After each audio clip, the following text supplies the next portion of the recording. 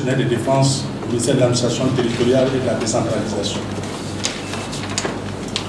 Comme il est de coutume, après l'exposé du conseil technique Bakoum Kanté, vous aurez droit aux questions qui vous auraient inspiré. Mesdames et messieurs, voilà ainsi campé le décor. Nous allons tout de suite donner la parole au conseil technique, commissaire principal technique Bakoum Kanté. Nous allons parler de la situation générale. La situation générale, nous savons que l'élection le 29 juillet, voilà, on va passer dans un... L'élection se déroulera sur toute l'étendue du territoire national. Nous savons qu'il y a des inquiétudes, mais ces inquiétudes, face à ces inquiétudes, des mesures ont été prises. Nous allons situer un peu les Mali, c'est ce qui est sur la carte. Juste à titre de rappel, tous ceux qui sont là, nous sommes situés dans la bande sahélo-sahélienne. Donc vous voyez ici, la bande sahélo-sahélienne qui commence depuis la Mauritanie jusqu'à l'Érythrée. Et c'est ce que nous avons ici le Mali. Ce qui explique aussi l'évolution du contexte sécuritaire au niveau national. Déjà, ce qui n'est pas aussi, ce n'est pas à notre niveau seulement, le contexte sécuritaire mondial a changé, et même à notre niveau ici, ce contexte aussi a changé. D'où, c'est ce qui a amené les forces à adopter aussi notre façon d'agir à ces changements du contexte sécuritaire. Nous avons aussi la carte du Mali, donc je sais que certaines questions viendront sur ça.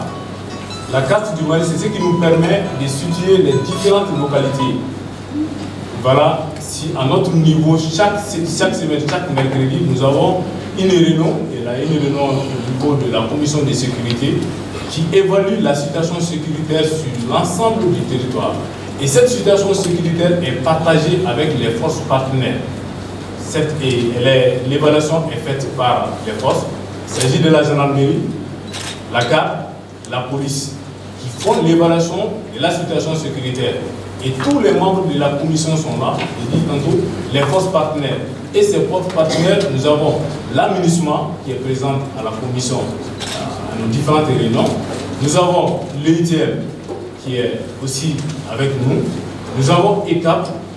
Et puis toutes les forces partenaires qui sont là sont avec nous dans les différentes réunions, participent et ils nous aident aussi à élaborer, bien entendu, un plan de stratégie nous permettant de sécuriser mieux l'élection présidentielle.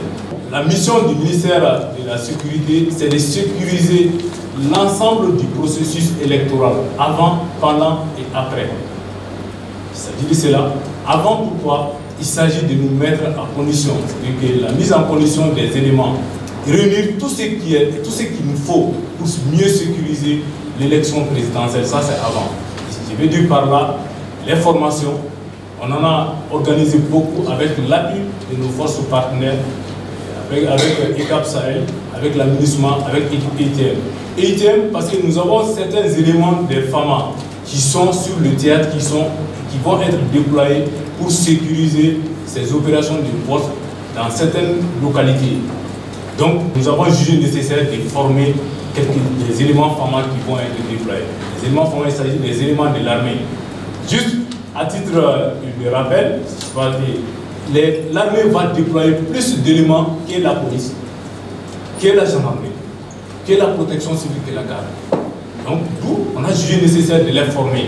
En plus de la formation pour sécuriser l'élection présidentielle, pour sécuriser les élections, au profit des éléments FAMA, on a jugé nécessaire aussi de faire un guide, appelé guide de l'agent de sécurité. Le guide-là va être distribué aux éléments des forces de sécurité de défense. Tout le monde, les éléments auront une fascicule qui va leur permettre de lire, de se rappeler à tout moment des instructions. Pendant, ça, ce sont les mesures qui sont déjà prises, qui sont envisagées par les différents gouverneurs des régions, qui sont les premiers responsables dans les régions de la sécurisation de l'élection présidentielle. Nous avons reçu les cartes d'ordre de tous les gouverneurs, de Kaï à Kaoubeni. Nous avons reçu les cartes d'ordre de tous les gouverneurs. C'est au niveau de la commission sécurité maintenant, nous allons faire la compilation et de faire un carte d'ordre général à ce niveau. Ça se poursuit, la sécurisation, notre mission va se poursuivre après. Même après l'élection, La mission va se poursuivre. C'est surtout de rétablir à l'ordre public. Ça, ce serait après l'élection. On s'entoure des moyens nécessaires, la formation, tout ce qui est nécessaire pour empêcher tout trouble à l'ordre public. Ça, ce serait après les élections. Voilà pourquoi vous voyez ici, nous allons agir avant, pendant et après. Toujours par rapport aux mesures prises avant. Tantôt parler du renforcement des capacités, non seulement en termes de formation, dans le cadre des formations, profit des FDS, des forces de défense et de sécurité, également aussi les équipements. Donc c'est ce qui va renforcer nos capacités opérationnelles. Ça a été, c'était en cours depuis très longtemps. Il y a aussi des opérations FAMA qui sont à travers tous les territoires. Nous avons l'opération Senou, l'opération Damé et l'opération Soutra. L'opération Senou, ça c'est au niveau de la région de Mopti. L'opération Damé, c'est tous les centres. Et l'opération Soutra, ça c'est dans la région de Sikasso, qui est dans cette région depuis la crise en Côte d'Ivoire. Bien entendu, l'opération Damé et Soutra, ça a changé d'orientation. Maintenant, c'est plus axé sur la lutte contre le terrorisme. Ces opérations-là ont permis au ministère de la Sécurité de procéder, de mettre en œuvre le plan de sécurisation intégré. À notre niveau, ce plan-là a été adopté depuis l'année passée, voilà, par le Conseil des ministres. Donc ce plan a 4 composantes. Composante de sécurité, qui est la création des postes de sécurité qui doivent être armés. Quand je dis armés, il s'agit de les faire occuper par des éléments des forces de sécurité. Je peux en citer beaucoup. Parmi ces forces de sécurité, nous avons Pakou, qui est le premier l'exemple. Nous avons Sendeke, Saï, Mourikoubou, Dialoubé et autres. Il y a plusieurs postes de sécurité qui ont été créés dans les régions du centre, les deux régions Mopti et Ségou. Donc, c'est là aussi, ça c'est la première composante. La deuxième composante, nous avons la composante de gouvernance. La composante de gouvernance, après cela, nous avons la composante de développement et la composante de communication. Ce sont ces 4 composantes qui constituent le plan de sécurisation intégré des régions du centre. Et ce plan va nous permettre de sécuriser non seulement le centre et de permettre le retour définitif, le retour de l'administration là où elle est absente. Il y a aussi des opérations conjointes FAMA avec forces étrangères, Barkhane, Munissement, au niveau des frontières. Tout le monde le sait. Ça, ce sont les différentes mesures. Il y a également aussi l'escorte des convois. Les convois sont escortés entre Mopti, Gao et autres. En plus de cela, nous avons des patrouilles dans les grandes villes. À Bamako, nous avons également aussi des patrouilles sur les grands axes routiers, notamment par les éléments de la gendarmerie nationale, les éléments de la garde nationale, qui font des opérations de patrouille sur les grands axes routiers. Les mesures envisagées à partir des cadres d'ordre fournis par les différents gouverneurs des régions, ces mesures prennent en compte l'ensemble du processus électoral. Ça va l'acheminement du matériel électoral, ça va aussi des opérations de distribution des cartes et tout, même la sécurisation de l'ensemble des structures qui sont impliquées dans le processus électoral.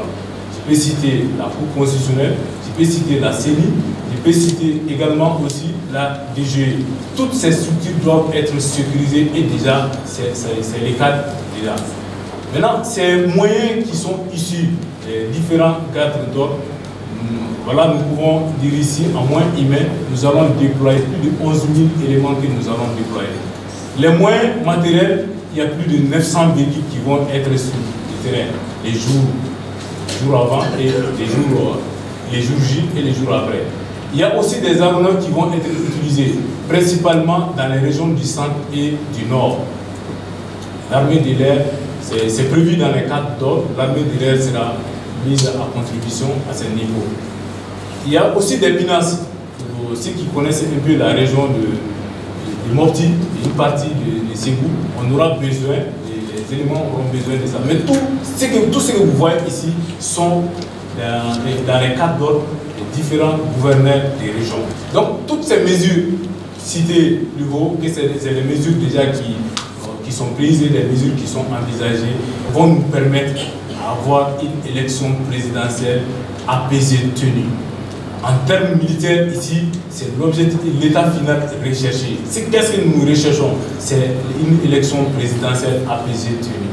Que tout le monde l'apprécie, qu'il n'y ait pas de problème de sécurité à quelque niveau que ce soit. En conclusion, ici, nous pouvons dire que la situation sécuritaire reste toujours sous le contrôle des forces de défense et de sécurité, avec vigilance dans les grandes villes et aussi sur les grands axes routiers, à l'effet d'assurer des concerts avec les forces internationales la bonne tenue de l'élection présidentielle du 29 juillet 2018 dans la paix, la sécurité sur tous les territoires.